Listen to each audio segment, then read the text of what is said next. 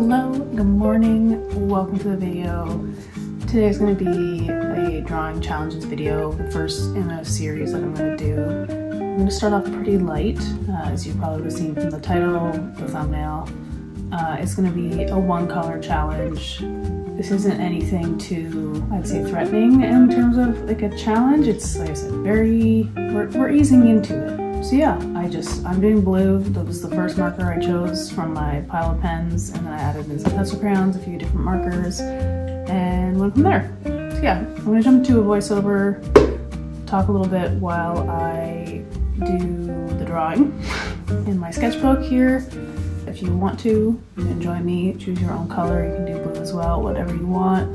My only recommendation, if you're gonna join along, is to make sure you have some reference images or objects at the ready for yourself. I had like a little mushroom that I foraged and a couple pictures from Pinterest that I pulled up. Yeah, I'll see you in the video. Or rather, I'll talk to you in the video and you'll see me drawing. Okay, bye.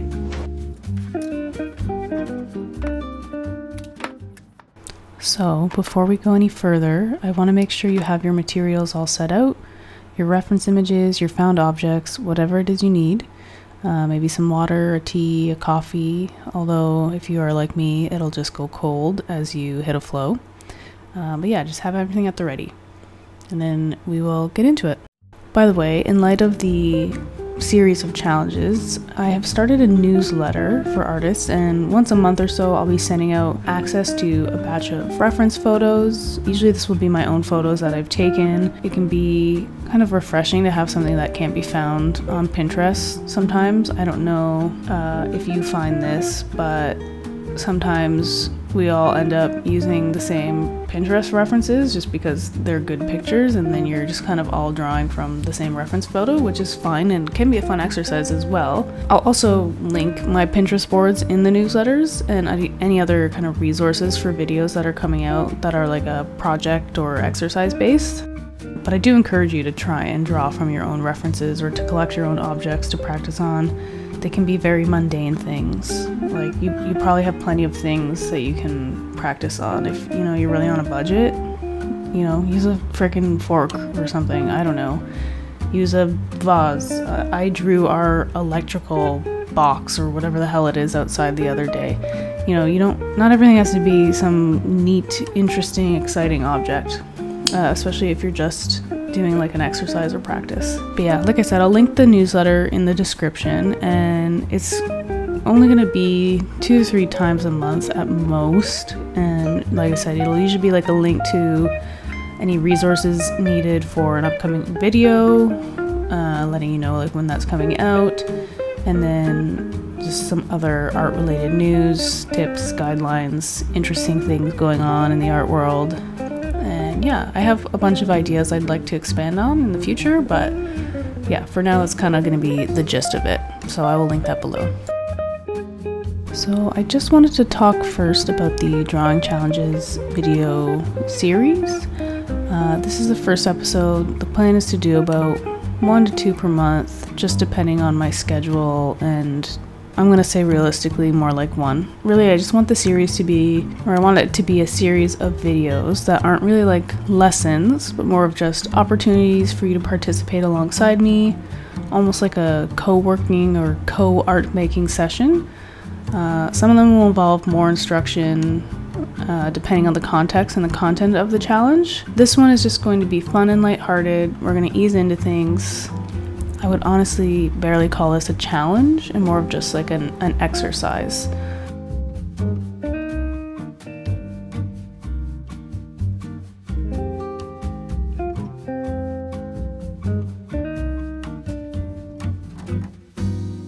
The idea of this challenge or exercise is really to just pull your focus away from color matching and bring you into understanding values. You don't necessarily have to think about that, but you're naturally going to have to if you're trying to kind of recreate something. It's almost like drawing in pencil, but without that same kind of flexibility. I also think doing exercises or challenges like this are just a good way to get out of your art block, or if you're feeling like you're stuck in a rut, you don't know what to draw, these are just good ways to kind of, do something different. And you may discover along the way some kind of fun results. That's what I usually end up finding, is that I learn a little bit about a style of drawing, or like a vibe that I like. I don't know, it just kind of comes about as you do it. Yeah, I think I like this challenge, especially as a starter, because it takes the pressure off of trying to color match as well. You don't have to think about what color is closest or what colors to mix to get closest if you're painting.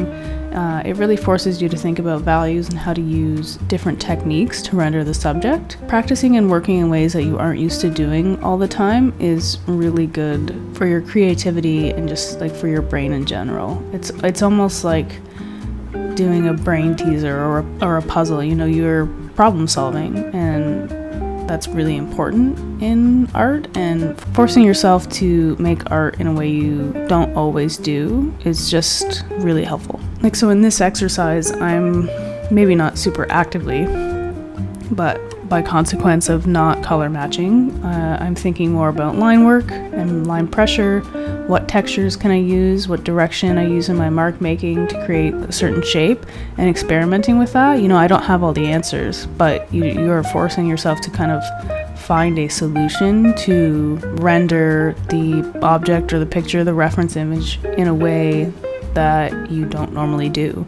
It's not my usual way of drawing. I know how I would normally draw, but in this experiment or this exercise, I have to do it differently. And so it's a much more thoughtful approach, I suppose, or intentional. It doesn't always have to be that way when you're making art, but it is a good practice to keep.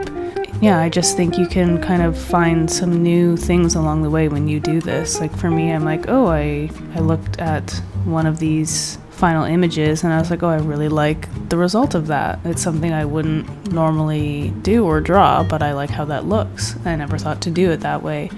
And that's kind of like the purpose, or part of the purpose in doing an exercise like this, is just to try new things, see new things, learn new things.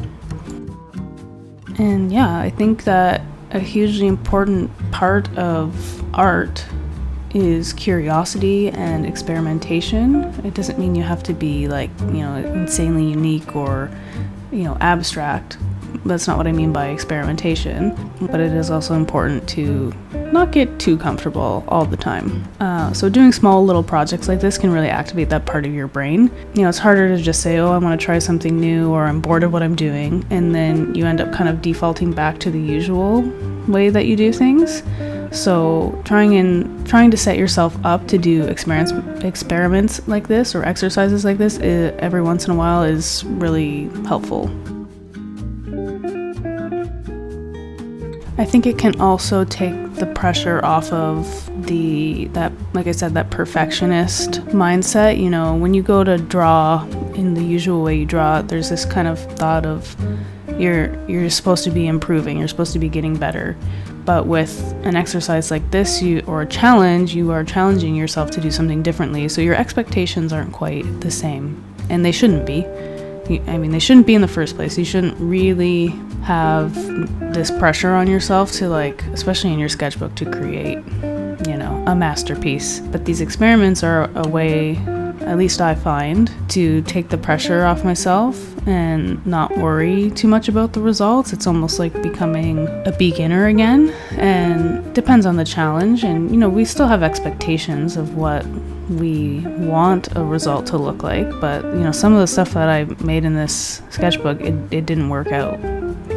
I was trying to create a certain effect and it didn't work out, and I was like, okay, screw it, whatever. So it's just, you still learn something. It is not a failure. It is not, just because you don't like it doesn't mean that you're suddenly a bad artist. It's good to make bad art again. It's helpful to remind yourself that you don't always have to make good art. It doesn't always have to be beautiful. You don't have to love it all the time. You don't have to love everything you make. You just have to love making art. And that's what I enjoy about these exercises.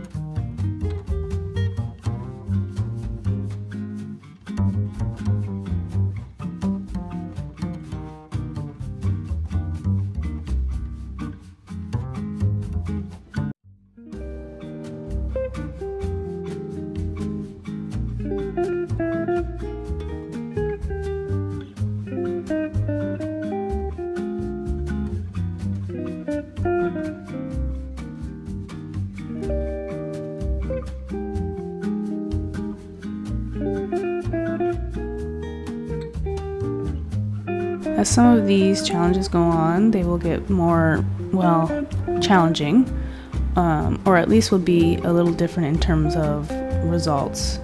You know, with this one, I think I kind of said it eases us into trying new things, and the end result is ultimately still something relatively familiar to what we might normally create. It's much more palatable, but going forward, we're going to try and create in different ways and really get outside of that comfort zone. You know, some of them, the results aren't maybe going to look like something you would ever want to share, and they don't have to be. That's kind of part of the point. So you'll see as we go on what those exercises look like. It's going to be fun. I'm excited to do them. I haven't done a lot of exercises like this since I was in university, when we learned a few different, I haven't really done challenges like that for myself in a while, especially because I was really just starting to get back into being comfortable with drawing and sharing my art again.